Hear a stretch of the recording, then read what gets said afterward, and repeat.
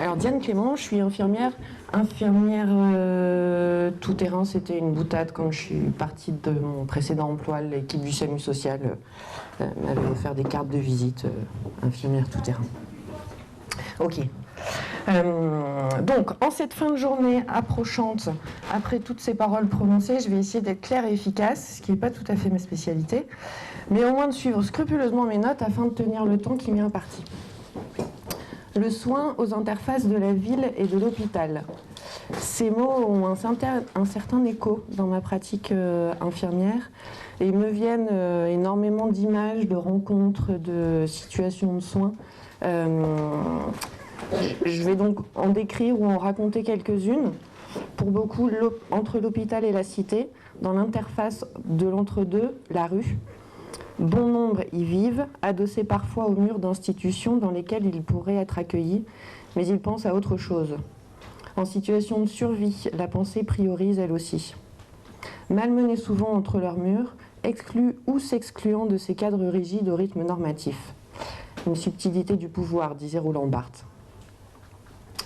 En psychiatrie de secteur, donc un premier lieu de soins dans un espace intermédiaire, interface en tout cas, dans un CMP il y a plusieurs années.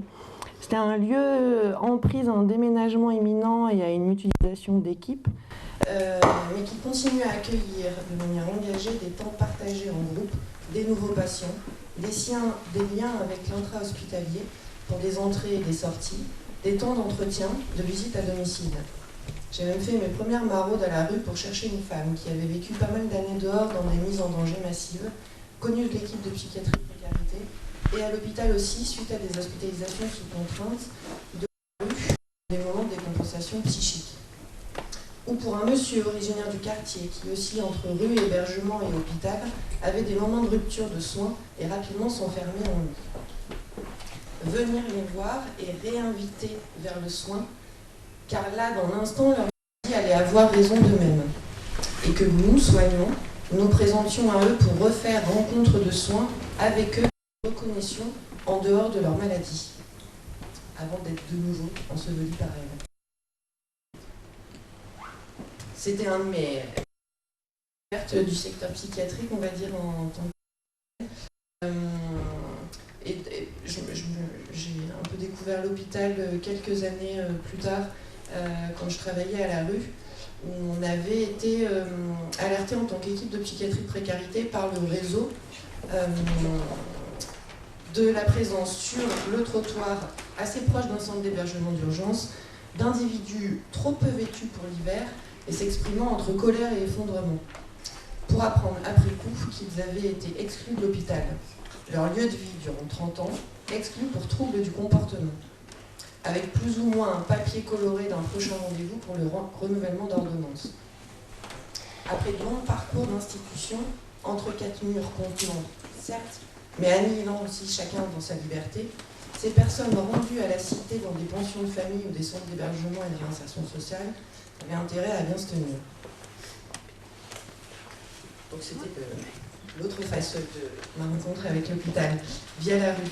Un autre lieu de soins aussi qui se trouve aux interfaces entre l'hôpital et aussi encore une fois la rue, c'est les structures de lits Alto Soins Santé, qui sont des établissements d'accueil de soins à durée déterminée. Les personnes accueillies arrivaient la plupart pour des suites de soins chirurgicaux, des chimiothérapies, des fins de vie aussi.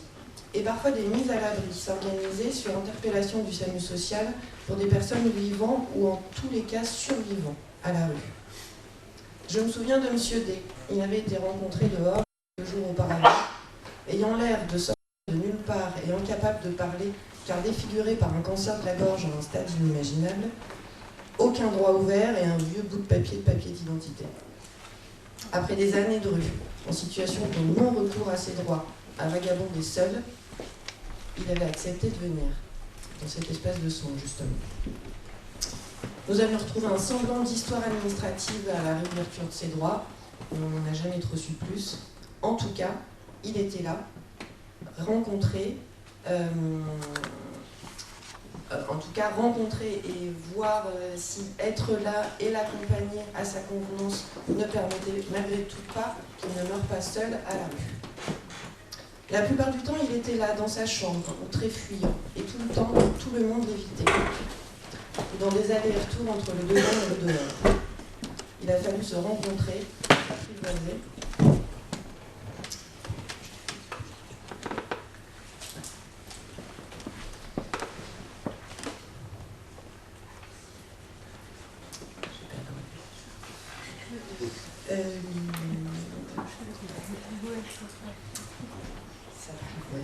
Tout ça.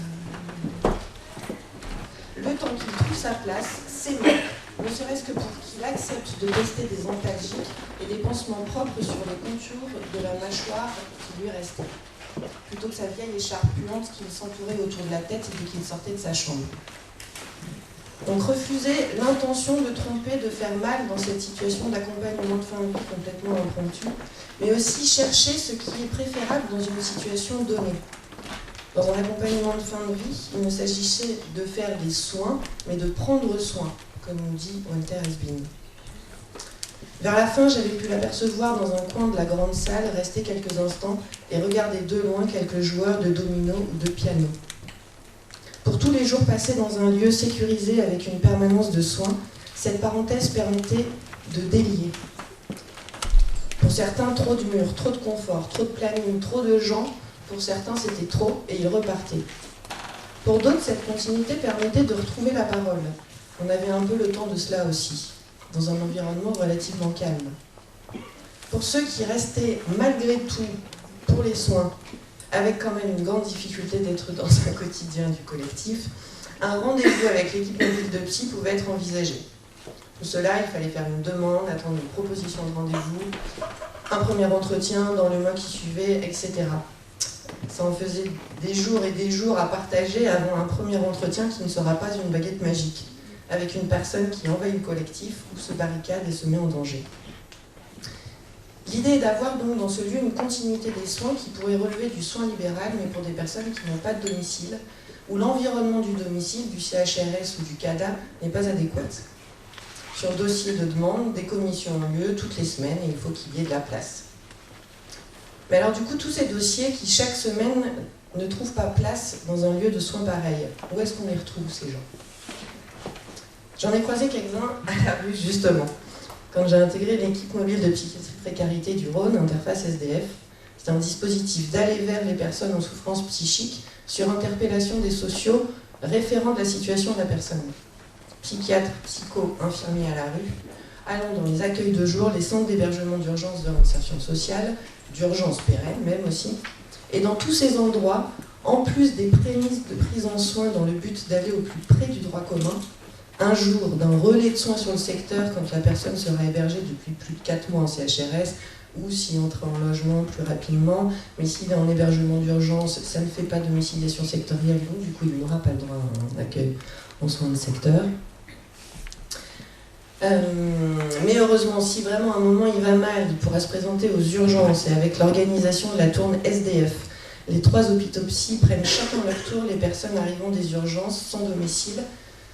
Ils sont mis là où il y a de la place et si relais CMP après l'hospitalisation, ce sera celui du secteur du service dans lequel il a été hospitalisé. Cela peut donner l'impression d'une certaine tentative de continuité de soins, mais beaucoup moins quand un monsieur ou une dame bien repéré dans un quartier, entre le lieu de couche et son lieu de manche, un périmètre finalement assez restreint, dans un quartier lyonnais, se retrouve dépendre du CMP de Givors.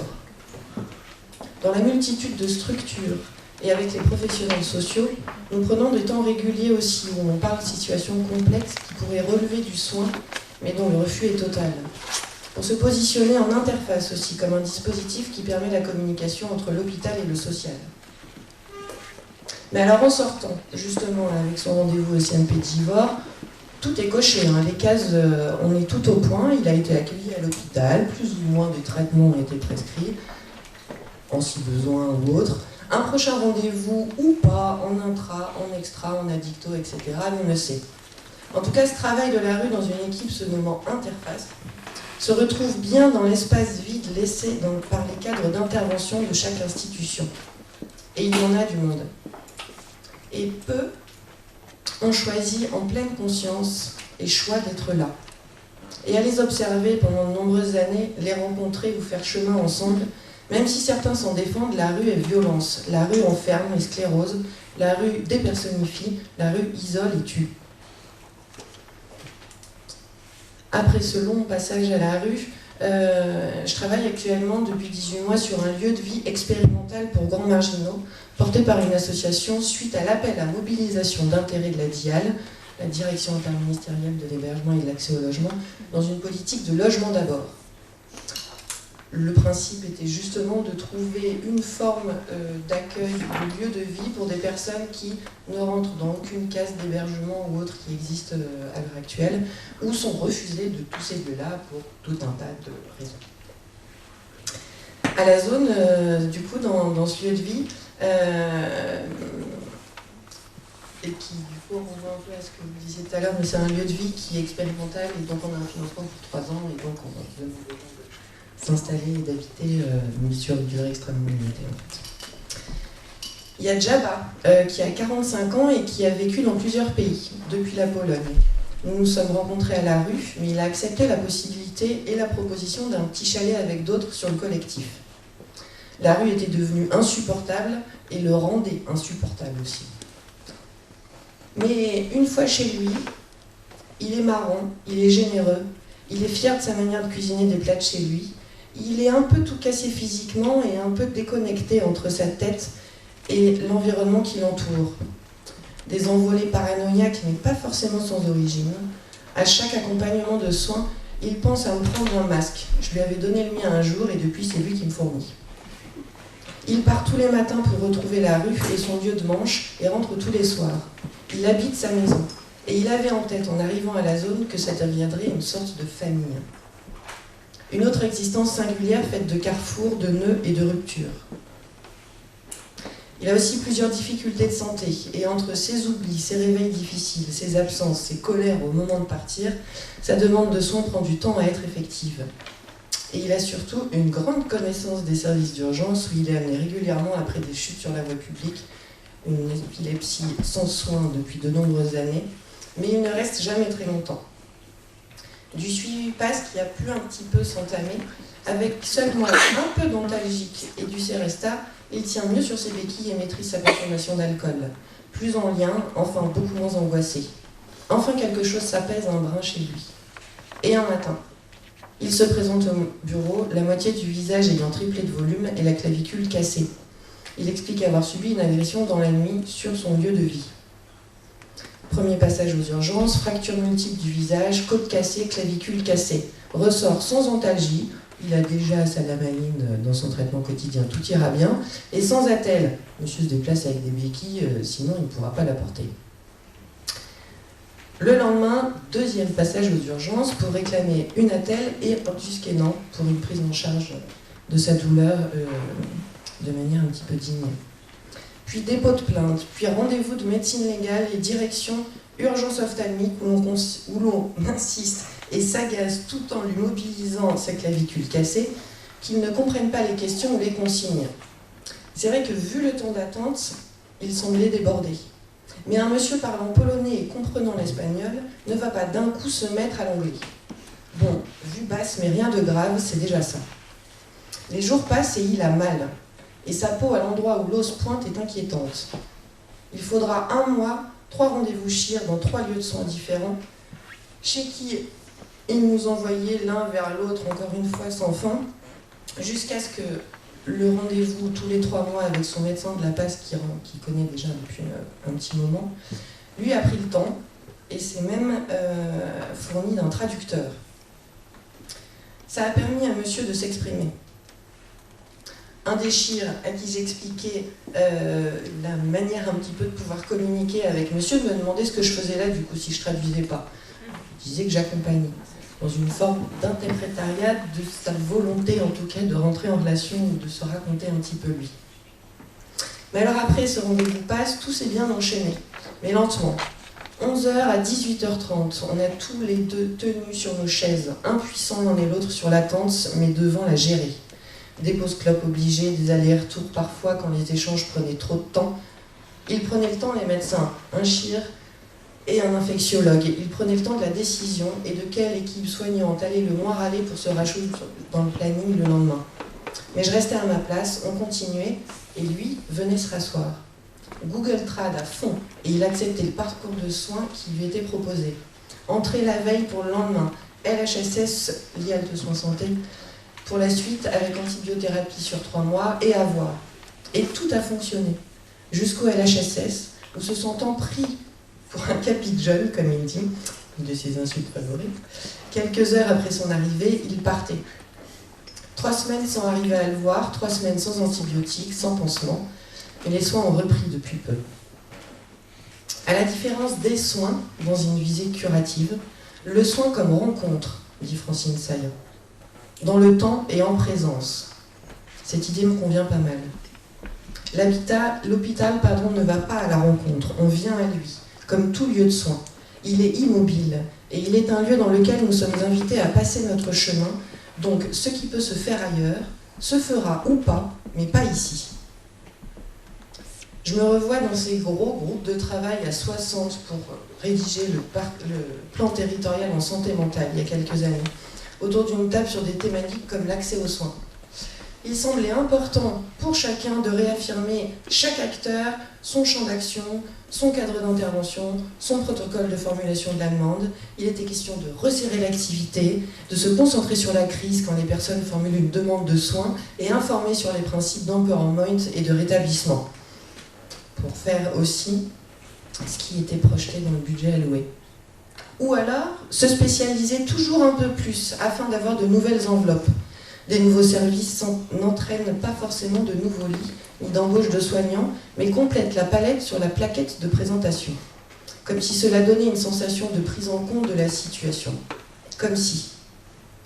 Entre les mouvements de simplification pour baisser la pression et ceux qui innovent par des catégories cliniques rigides, à la fin, tout ce qui ne rentrait pas dans l'hôpital, direction la médecine générale, direction la cité. Pour connaître des médecins généralistes de longue date, il n'était pas présent à ces réunions de PTCM, mais par contre, le déversement de la fermeture de l'hôpital psychiatrique était prévu sur leur responsabilité. Mais avec une plateforme de communication pour relier les deux, bien sûr.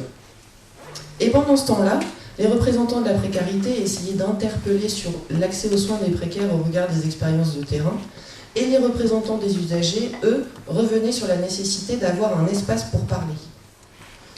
Avec ce sentiment général que tous nous étions à flux tendu. Entre enjeux économiques pour les uns et encore la préoccupation de l'accès aux soins par d'autres, le compte-rendu total faisait bien 300 pages. Il avait été rendu dans les temps, quasiment. Mais alors maintenant. Un peu la même situation absurde au Congrès européen contre la précarité à Dublin il y a quelques mois, où le décalage entre le déballage d'enthousiasme inaugural de politiques nationaux aux représentants européens faisant salon à voix basse par la suite pendant nos workshops entre professionnels de terrain de toute l'Europe, nous ne savions pas bien, en rentrant chez nous, quelle proposition allait remonter jusqu'au Parlement européen. Mais sur la manière de penser l'accueil de soins, ils allaient tous vers une spécialisation des parcours de soins catégorie précaire.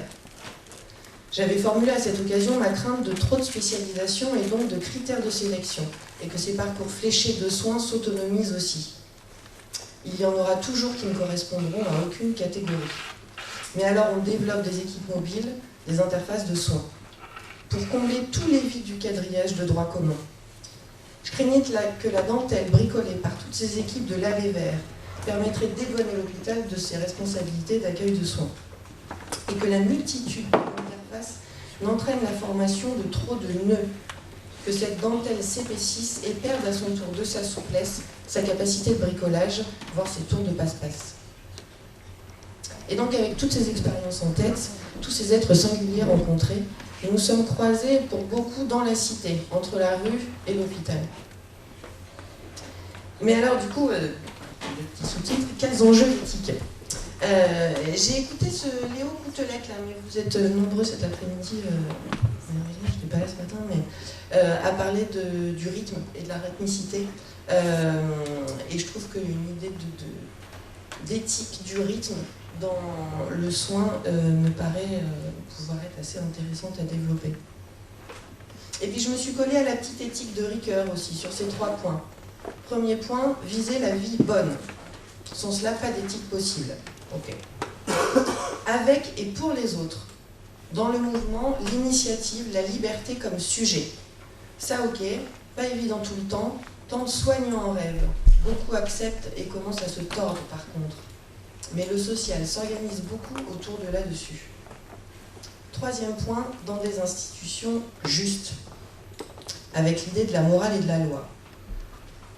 Alors, rassemblant un petit peu mes 15 ans d'expérience à la rue auprès d'un public précaire, autant migrants traumatisés que des fous français vagabonds toute leur vie, m'est revenue cette citation de Roland Barthes qui dans un cours de ses collèges, au Collège de France, parlait de la subtilité du pouvoir qui passe par l'hétérorythmie dans le sens d'une norme temporelle qui s'impose à tous et s'infiltre dans chaque brèche de nos institutions, et là, tord les fondations de toute l'éthique du soin. On n'accueille qu'à certains endroits, on ne crée que sur commande dans des injonctions paradoxales qui rendent fous, et sont violence dans des lieux de soins. Les enjeux ne sont-ils pas aussi du côté d'une éthique de nos politiques, ou tout du moins sur les systèmes de valeurs sur lesquels ils nous organisent notre droit à aller vers les soins? Merci.